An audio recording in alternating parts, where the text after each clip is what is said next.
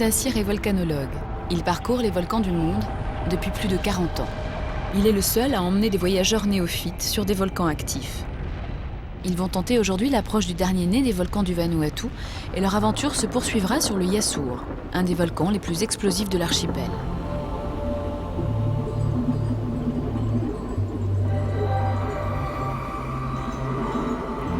À 24 heures de la France, le Vanuatu est une terre très isolée entre l'Australie et les îles Fidji. Cette jeune chaîne de volcans appartient à la ceinture de feu du Pacifique qui concentre près de 70% de l'activité volcanique dans le monde. C'est une zone d'affrontement des plaques australiennes et pacifiques et l'activité éruptive y est explosive et dangereuse. L'archipel du Vanuatu a d'ailleurs connu 2 cataclysmes volcaniques au cours des 20 derniers siècles.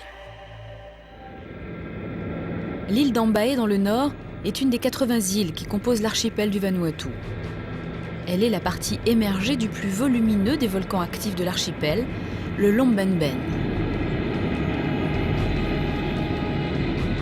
Guy de Saint-Cyr se rend seul sur l'île d'Ambae pour tenter un repérage, mais les prévisions météo s'annoncent mauvaises.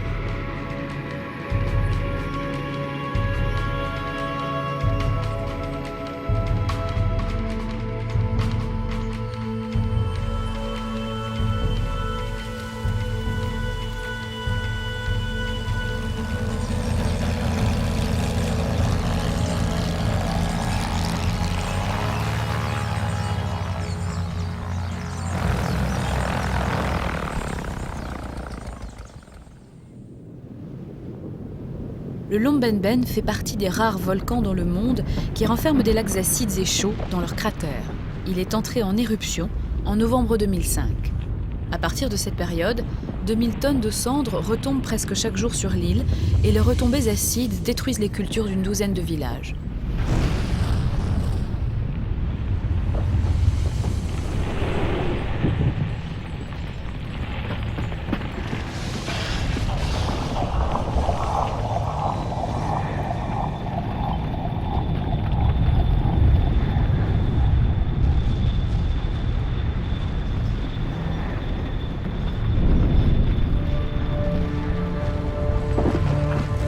En décembre, l'éruption augmente d'intensité et 5000 personnes sont évacuées de la zone à risque. L'importante montée en température du lac Vouy entraîne l'évaporation de 7 mètres d'eau. En quelques jours, dû à l'acidité, le lac devient rouge. Début janvier 2006, en quelques semaines, un nouveau cône volcanique de 300 mètres de diamètre et de 70 mètres de hauteur a émergé au cœur du lac Vouy.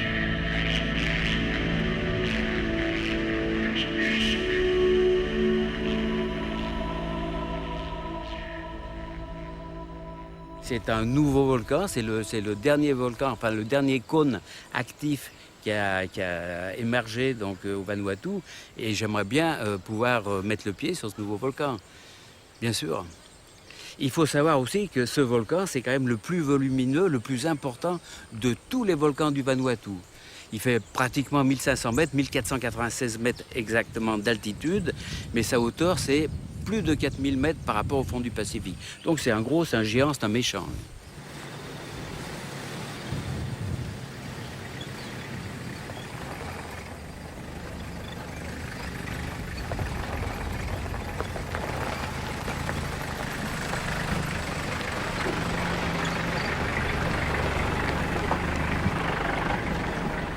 Alors, don Filippo, je t'attendais, hein? Je vous ai attendu tous, là, ça va? Ça va tout le monde? Ça va ma grande? Bonjour. Ça va, ça s'est bien passé ce voyage, ouais? Oui, je vous ai pas oublié, hein? Salut. Bon, allez. Bon, ben, je vous donne un petit peu les nouvelles, là. On a fait 3 essais de survol hélico. Ça n'a pas marché du tout. Le volcan est bouché. Tout à l'heure, il se dégageait un petit peu, mais il y avait un vent qui était tellement fort que c'était trop dangereux, donc le pilote a refusé. On a vu que la mer était forte. Hein. Ah ouais, là, il y a un vent qui est très fort. Peut-être sur les crêtes, il y a peut-être 45 nœuds de vent. Donc c'est impossible d'y aller avec l'hélico. Donc tant qu'à faire, comme j'ai pensé essayer d'y aller à pied, donc j'ai pensé qu'on pourrait le faire tous ensemble. On a lancé le scénario ce que matin. si je le fais tout seul, vous allez m'en vouloir. Et puis moi, ça me fait plaisir de le faire avec vous aussi. Donc on va tenter le coup. Je vous dis pas, je sais pas, c'est difficile, hein, ça sera difficile. Je pense qu'en haut il y aura de la boue, on aura probablement du mauvais temps, mais on peut tenter le coup.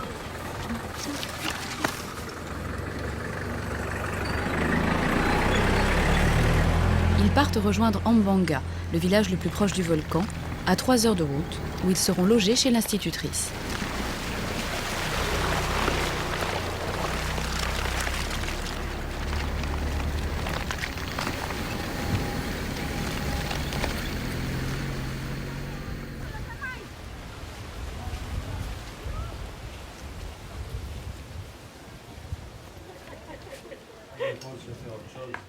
Ça sera notre premier volcan. Hein. Premier volcan à Vanuatu. Votre premier.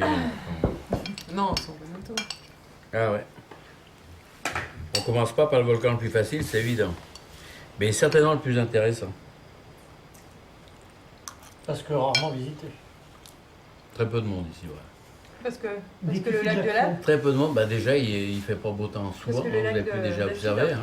est difficile d'accès. Ils annoncent 3 jours de beau temps par an. Donc, Et apparemment il y a beaucoup de difficultés pour faire contourner. le tour, pour contourner Ouais, le lac. Ouais. ouais. Quand même 2 km de diamètre, et apparemment la végétation est très très dense tout autour. Et apparemment il n'y a pas de sentier non plus. Voilà, donc toutes les réjouissances sont là, mais bon. on verra, hein. Positif, il y a un volcan. Ouais, on va essayer de s'avancer jusqu'au lac, c'est surtout ce qui m'intéresse, moi, c'est d'arriver au moins jusqu'au lac. On va déjà regarder le pH, la température. Tu as des échantillonnages pour prélever de l'eau. Ouais, ouais. Ouais, j'ai tout ce qu'il faut.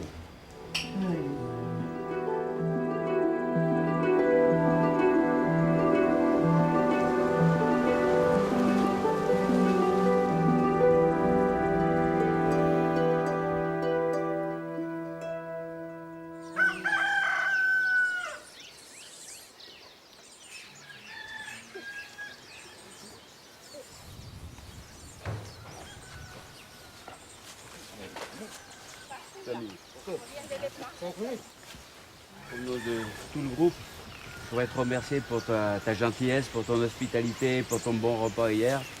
Grâce à toi, on a tous passé une excellente nuit. Alors je voulais te dire merci. Merci à vous aussi. J'avais vu un reportage à la télévision et ça m'avait impressionné par la difficulté d'accès. Et puis bon, ben, j'espère que à la télévision, ils ont peut-être un peu exagéré, quoi. Ça sera moins dur pour nous. Hein. Bah, pour y arriver, je crois que La montée se passe bien. on va un petit peu en baver quoi, pour être direct. J'espère qu'il va pas pleuvoir parce que. Bon, on verra maintenant quel temps on va arriver là-haut, quoi. Ça va être sport. Mais je suis sûr, je suis impatient de le voir, oui, bien sûr. Surtout s'il y a vraiment un lac qui est rouge. J'en ai déjà vu un sur Flores, au volcan Inelika. Et c'est vrai que c'est fabuleux de voir cette masse rougeâtre dans la montagne, c'est sublime. Le volcan est à plus de 1500 mètres d'altitude. Un dénivelé de plus de 900 mètres les attend.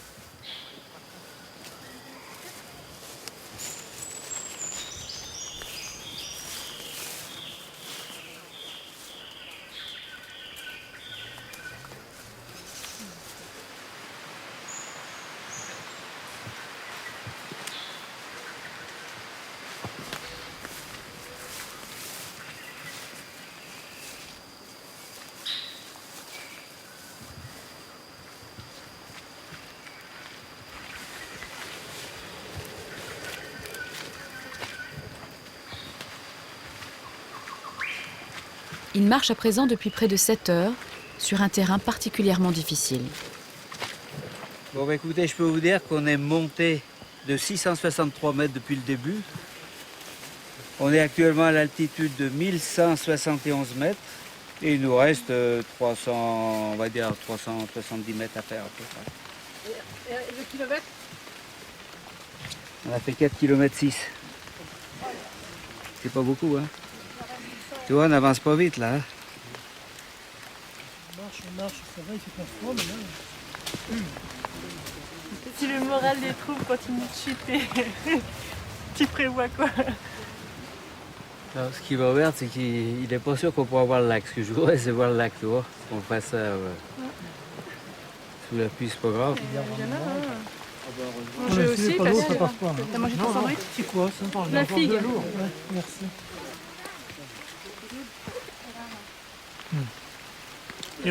Il reste deux fois le trajet à faire, c'est pas raisonnable. Bon, Gérard a un petit coup de barre, là, donc on s'arrête un petit moment, puis on va voir ce qu'on va faire. Là. On va laisser se reposer un petit peu.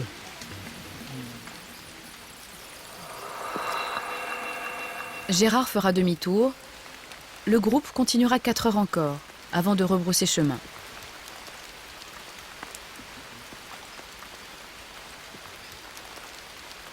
Bien, Nono. Le retour va durer 5 heures, sous une pluie battante.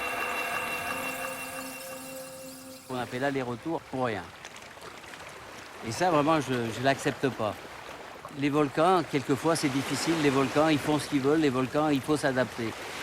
On n'a pas toujours des conditions idéales, que ce soit au niveau de l'activité, que ce soit au niveau climatique. Mais c'est à nous de savoir ce qu'on va faire au départ et de décider jusqu'où on peut aller. Et là, je pense qu'on peut aller encore plus loin. Le moral du groupe n'est pas au beau fixe. Ils mettront 3 jours pour rejoindre le sud de l'archipel, où un nouveau volcan les attend sur l'île de Tanna. L'île de Tanna est à 500 km d'Ambaé, dans le sud de l'archipel du Vanuatu. Cette île appartient à un l'axe central qui correspond à l'alignement de plusieurs volcans actifs.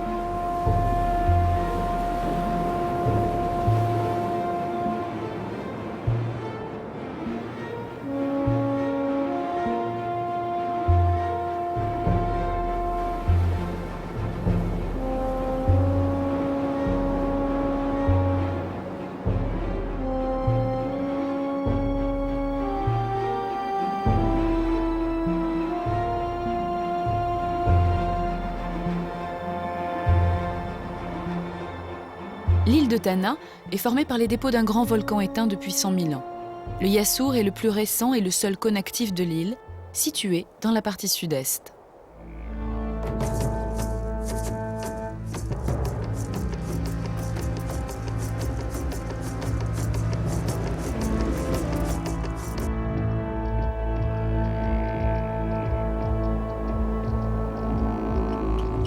Donc là, vous voyez, actuellement, là, on est vraiment sur de la cendre de partout. Là. La végétation a repoussé sur la cendre, mais tout ce que vous voyez ici, c'est la cendre du volcan.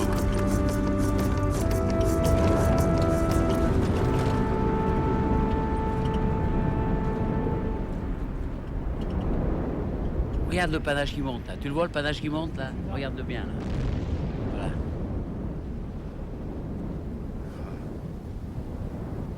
Le rythme est assez rapide. Là, il y a à peu près 3, 4, 5 minutes entre chaque explosion. Là, j'arrive chez moi. Là.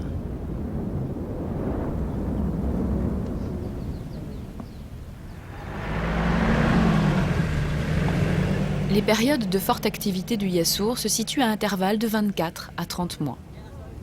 Une station de surveillance, située à 2 km du cratère principal, transmet 6 fois par jour vers un satellite les forts séismes et les mouvements du sol générés par le volcan.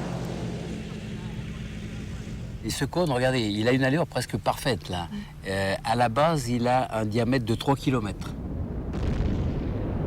La base va jusqu'à la mer ou pas?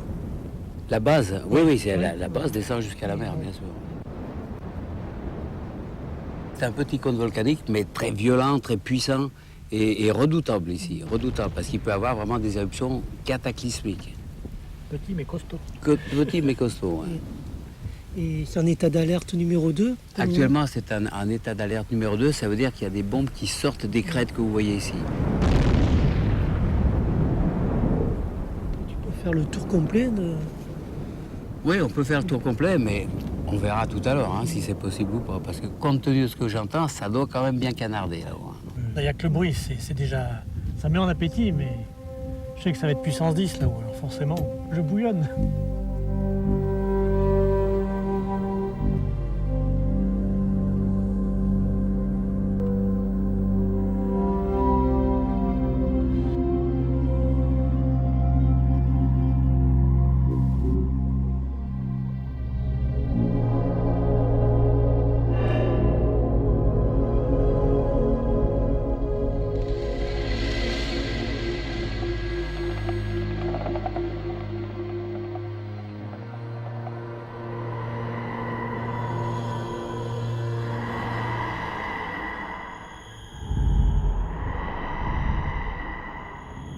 Le Yasour, il est d'une façon certaine en éruption depuis au moins 200 ans, mais plus probablement depuis 300, 400, 500 ans, on n'en sait rien.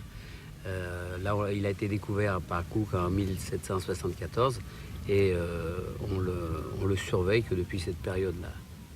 En 1964, il y avait une fontaine de lave de 300 mètres de haut. Vous imaginez 300 mètres de haut, la fontaine de lave, c'est pratiquement c'est la hauteur du Yasour. Qui a duré combien de temps alors? Quelques dizaines de jours. En 1975, la colonne éruptive, elle atteint 1000 mètres de hauteur. 1977, elle atteint 3000 mètres. 3000 mètres de hauteur et ça projette des bombes de partout. Le panache, je veux dire. La colonne éruptive, le panache, oui, c'est-à-dire le panache de bombes, de cendres, de scories, monte à 3000 mètres de hauteur. Il déplace les gens vers le nord de l'île. Et en 1988, il y a eu des émissions de cendres excessivement importantes et qui ont cuit absolument toute la végétation sur l'île. Donc les cultures, l'igname, le taro, tout ça. La dernière grosse manifestation explosive, c'était en 2001. Et là, les bombes arrivaient où on est ici. Et ça, je l'ai vu. Il y avait des bombes qui arrivaient en direct, qui partaient du sommet et qui arrivaient encore dans la plaine des Cendres. Voilà pour les principales phases actives du Yasour. Mais je pense qu'il n'a encore pas dit son dernier mot.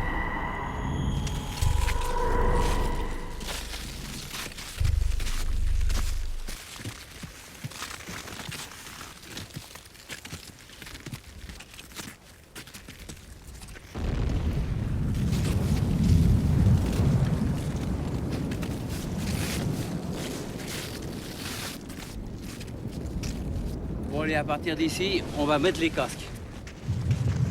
Là, on peut avoir déjà des projections à partir d'ici. Vu ce que j'ai vu tout à l'heure, c'est préférable. C'est la première fois que je te vois avec un casque. Oui, parce qu'ici, il y en a besoin. Regardez. Vous voyez cet entonnoir là? Vous voyez cet entonnoir qui est devant là? Cette bombe, elle a tapé ici et elle a rebondi, elle s'est écrasée là.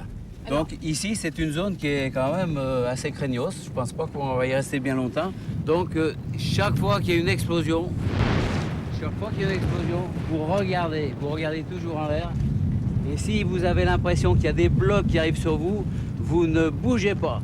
Vous ne partez pas en courant, vous regardez simplement. Et si vraiment elle arrive sur vous, ben, vous essayez de l'éviter. Voilà, c'est tout. Mais ça serait vraiment pas de chance. Ça demande un sang-froid quand même. Oui, mais surtout, si vous partez en courant, vous multipliez les chances de ramasser quelque chose. Donc la sécurité, c'est de ne pas bouger et de regarder. Quand elle tombe, elle s'écarte. Hein. Il y en a rarement qui s'écartent.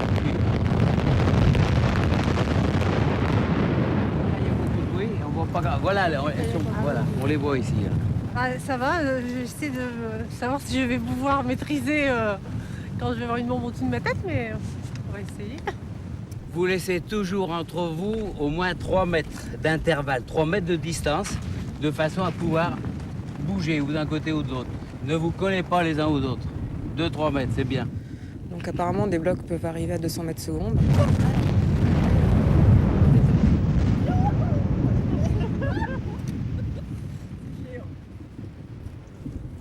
Ah, c'est du spectacle, hein. Le vrai spectacle. La direction des tirs est quand même assez verticale. Hein. Donc pour nous, c'est bien. Mais ça ne veut pas dire qu'il n'y en aura pas une qui va arriver en biais. Il faut toujours surveiller, bien sûr. Alors, le Yasour est très représentatif du dynamisme éruptif strombolien, c'est-à-dire des explosions à un rythme plus ou moins régulier et son intensité éruptive aussi peut varier.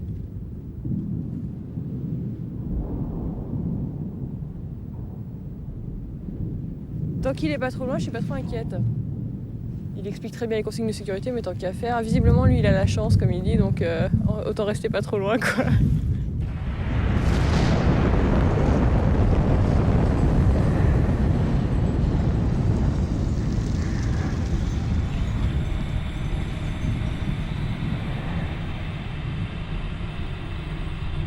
Il s'apprête à passer la nuit sur le Yasour. Après avoir observé les zones de projection des bombes, Guy emmène le groupe sur une autre partie des crêtes.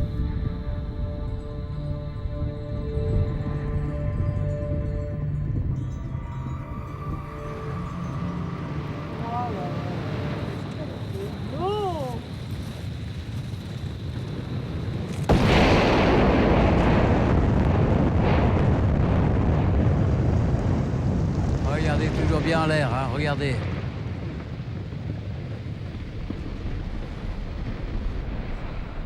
Regardez bien. Ah, il y en a une. Ah non, on a deux. Les lambeaux de lave que vous voyez ici, c'est entre 1000 et 1100 degrés.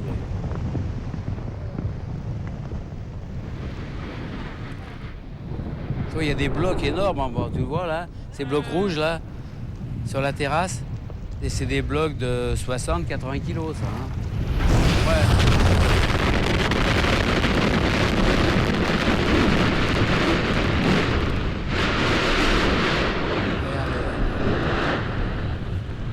Je suis surprise, hein, ça fête sacrément fort. Hein. Ça fête plus fort que Stromboli là.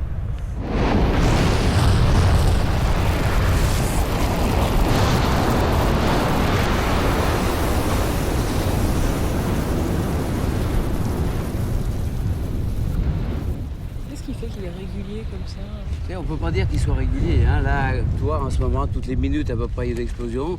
Peut-être d'ici quelques heures, on va attendre une demi-heure. Ça, il n'y a pas vraiment une régularité dans le rythme des explosions. Par contre, il y a deux bouches qui donnent bien. Celle de gauche, là, pour l'instant, depuis qu'on est là, on l'a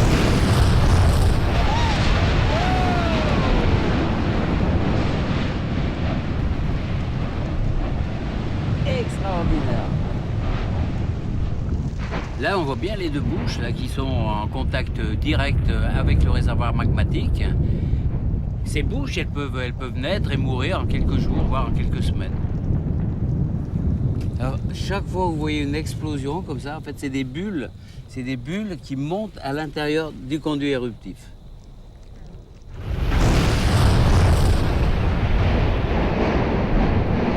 Ce sont des poches de gaz qui se forment au toit du réservoir, qui montent à l'intérieur des conduits éruptifs, qui se compriment, se dilatent, et quand elles arrivent près de la surface, eh bien, elles se détendent, et là, il y a l'explosion et projection de magma.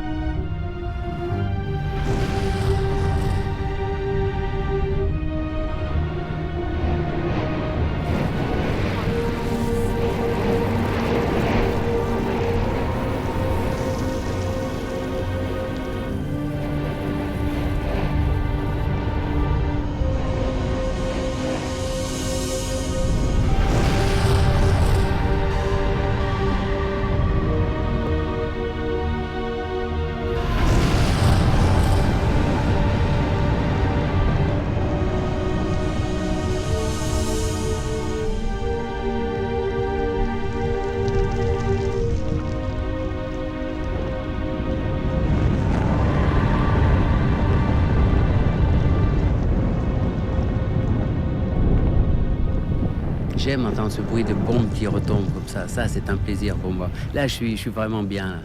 Je suis dans mon élément. Je suis dans mon cratère. Là. Voilà, ça, c'est bien. Voilà.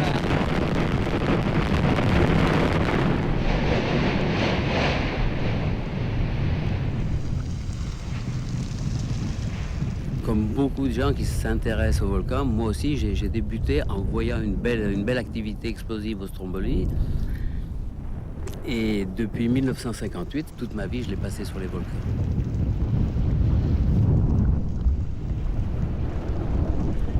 Pour moi, cette passion, c'est quelque chose de très violent, de très fort. Et j'ai besoin de cette communion avec le volcan. J'ai besoin de cette approche, j'ai besoin de ce contact avec le volcan. Et ça, c'est toute ma vie.